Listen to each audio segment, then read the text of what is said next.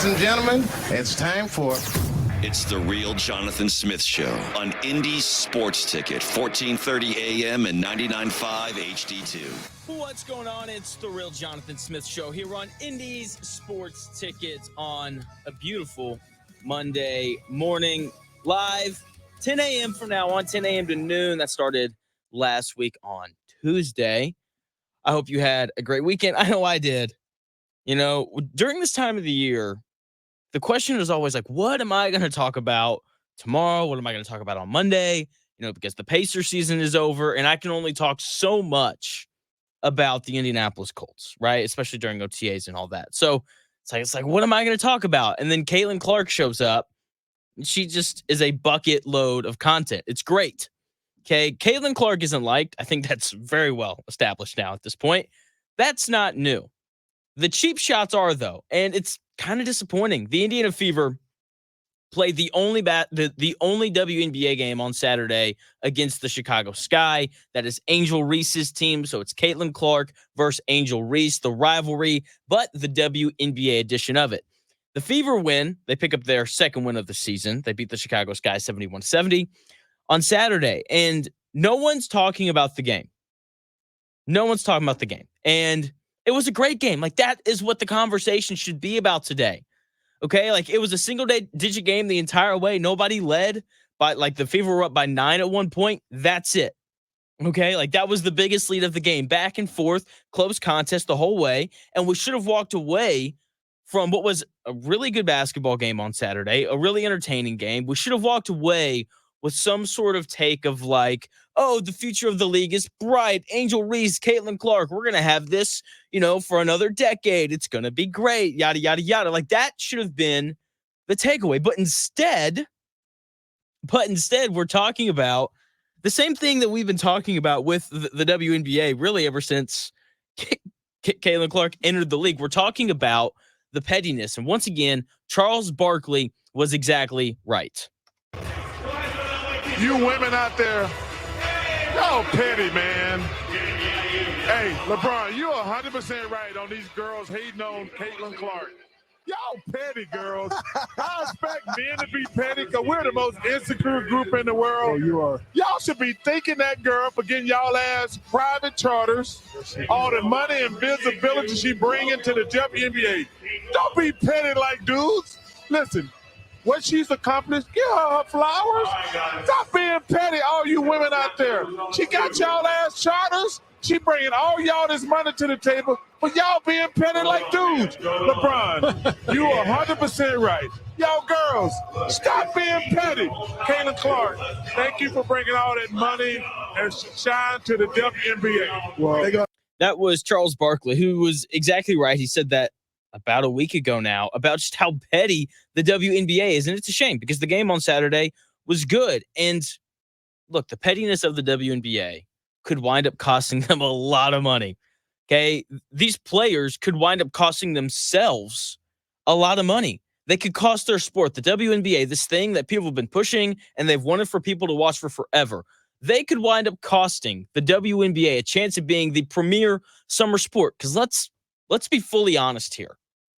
There is no premier summer sport. I know that, like, we like to think that it's baseball. I know there are some hardcore, you know, baseball fans out there that are going to watch in the dog days of July, and they're going to enjoy it, and they're going to overreact to every, you know, decision made over the course of a 162 game season. But most baseball fans like me, we're waiting for October. We're just waiting for the playoffs. So the summer months, they are open for the taking. And the WNBA, they have this new star, and they have an opportunity to kind of grab the attention of sports fans right now. But the pettiness of the WNBA is getting in the way of that.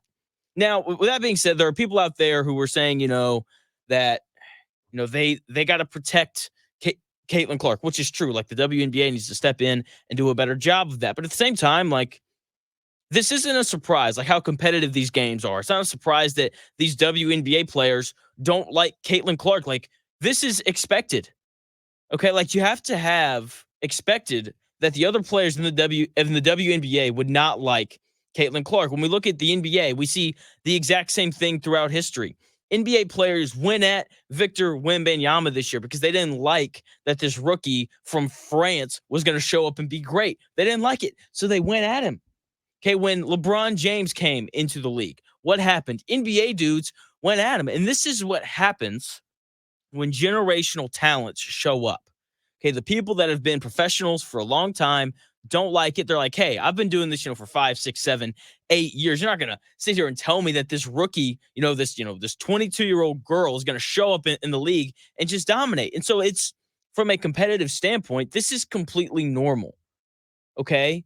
When young players show up that are supposed to be great, the older players challenge them. That's just the way that sports work, and we're going to continue to see this. I think we're going to see it this year in the NFL with Caleb Williams and the Bears. This is just the way that things work in professional sports. Like, just listen to what LeBron James's future teammates in Cleveland said when they were about to get the number 1 overall pick, a guy who was clearly a generational talent, a guy who was clearly going to change the league. This is what his future Cleveland Cavalier teammates had to say about LeBron James before he was drafted. We have better players than him in his position already on our team, though. His potential is probably sky's the limit for him, though. Yeah, LeBron is just going to add to what we need and, just make things a little bit easier. And he would come in and make an immediate impact like a Caron Butler, did for the Miami Heat. I don't think you can really just bring a high school player in and really just think your team going to really turn around like that. If he come, you know what I'm saying, he can just hop on our bandwagon and hope we can do something big. Those were LeBron James's teammates in Cleveland before he was drafted. Okay, they weren't buying it because this is what every professional athlete does when a new, young, up-and-coming player is rising. Like, they don't like it. They're going to push back because they want to see them do it. And when those players show up, they're going to challenge them. And that's good. Like, that competitive balance is important. Like, it's good that these WNBA players are testing Caitlin Clark. Like, that is a good thing because if she showed up in the WNBA and they didn't challenge her and it was really easy for her, that would be boring. Okay, it's fun watching young players overcome this adversity when they first come into whatever league it is that they're playing in. What shouldn't fly, though, is what everybody is pointing out. What shouldn't fly is the dirty play. If somebody body-checked Victor Wembanyama this year, they would have been ejected. Okay, if Caleb Williams this year gets hit in the head, or if a defensive lineman dives into his knees, or does some sort of dirty play with the intention of hurting him, the NFL has rules in place to protect him. And the WNBA, meanwhile, with the first relevant player in the history of their league, she gets elbowed in the face once, looked like it was on purpose. They didn't call foul. Then she gets body checked, and the player that lays her out doesn't get ejected. That can't happen. Can't happen. I can't remember which game it was this year for the Pacers. I think they're playing the Rockets. That sounds about right. And they were, Dylan Brooks and those guys in Houston, they can be kind of chippy. They got into Halliburton a little bit. They banged him around pretty good. And then the next day, they're like, Jameer Johnson, James Johnson, excuse me. We're going to sign you so that if any of that happens again, we have you. And they know not to mess with Halliburton. And look, the Fever should probably invest in some sort of enforcer. I don't know if that's fully necessary. Like, even looking back at the replay, like, Clark flopped a little bit. Like, she probably could have remained standing. But, hey, you got to do what you have to do. Either way, though, the WNBA has to do a better job of protecting the merchandise because that's what Caitlin Clark is. The reason why they have, the chartered flights now, and the reason why they have all these new things is because of Caitlin Clark. Okay, like, she is the cash cow. She is the thing that's going to bring money and notoriety to the WNBA. And if you don't believe that, then look, if it wasn't for Caitlin Clark, I wouldn't be discussing the WNBA right now. I promise you that. The WNBA has to figure out a way to protect the merchandise. Like, if I walked into, let's say, a Nike store, okay, and I pulled out a black Sharpie, and I walked around the Nike store and I'm marking on shoes and sweatshirts and hoodies and all that kind of stuff, they would immediately throw me out and potentially ban me from every Nike store, right? And they would be right to do so because they make money off of that merchandise. And If I'm ruining the merchandise, therefore I'm ruining profits, and I need to be punished in some way, shape, or form. I know Angel Reese and I don't even know the girl's name that body checked Caitlin Clark. Like, I know they both got fined. It wasn't a ton of money, but still, like, these WNBA players, they are hurting their most precious piece of merchandise. And the WNBA, the higher ups, cannot allow that to happen. Okay, if the WNBA, was a jewelry store, then Caitlin Clark would be locked in a safe with fake versions of her out for people to see. Like, she is by far the most valuable thing that the WNBA not only has right now, but has ever had in the history of their existence. And if they aren't careful, they're going to hurt her. Then the merchandise will be damaged. And what happens when merchandise gets damaged? The value of it goes down. I'm telling you right now, if something happens to, Caitlin Clark, like, let's say, somebody decides to undercut her and she sprains her ankle and she's out for 3 weeks. Guess what? I'm not talking about for 3 weeks. The WNBA, and that hurts profits and people won't watch. Okay? If Caitlin Clark gets hurt or for some reason she can't play, people will stop watching. If that happens, then profits go down. Can't have, like, they don't want that to happen. Like, these WNBA players are so ignorant to the fact that their future paychecks are dependent upon Caitlin Clark. Okay? Like, if something happens to Caitlin Clark and she stops playing, then the views will go down, the profits will go down, the charter flights will go away. Like, I've never seen a group of people so anxious to go from these chartered nice flights to Spirit Airlines, right? Instead of reaching a point where their salaries go up, right? Like, if Caitlin Clark gets hurt, none of that happens. The WNBA doesn't grow, and isn't, like, that's what people have been telling me that they want to happen. Okay, so like I remember when I was in college, I would have these, these girls, these women, they would they would ask me, for my radio show if I was going to do any like WNBA stuff. And I was like, why would I talk about that? Nobody watches it. And they'd get really upset, right? And it's all about, well, if you talk about it, then maybe the league will grow. And I was like, that's not true. Like, we're in Arkadelphia. There's like 7 people that listened to my show back then. But here's the thing, though. Like that's been the message. The message has been we want the league to grow. And now they have an opportunity to really grow it. And they aren't taking advantage of that. Okay, the WNBA has to do a better job of protecting the merchandise. And the rest of the WNBA has to realize and just come to this acceptance that Caitlin Clark is really important. And, that doesn't mean that you let Caitlin Clark off easy. Okay, that doesn't mean that you don't, play physically with her. It doesn't mean that you don't bump her when she comes off screens. And it doesn't mean that you don't attack her when she's on defense. Like those things still need to happen. Like, there still needs to be a competitive spirit about it. But just body checking her, throwing elbows at her face, like that cannot happen. Okay, once again, if it wasn't for Caitlin Clark, nobody would be talking about the WNBA. If it wasn't for Caitlin Clark, it wouldn't be on my timeline every time that I get on Twitter. Okay? Caitlin Clark is the first interesting player that the WNBA has ever had.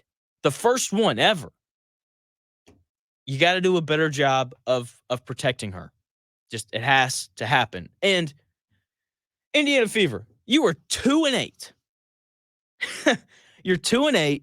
You've had the number 1 overall pick these last 2 years. You've got Kelsey Mitchell, who looks like an all-star. The shot making that she shows, in spurts is really incredible. You got Aaliyah Boston, who was an all-star last year. You've got Caitlin Clark, who is a really good basketball player. She still turns it over a little bit too much, but I'm waiting for those turnovers to go away.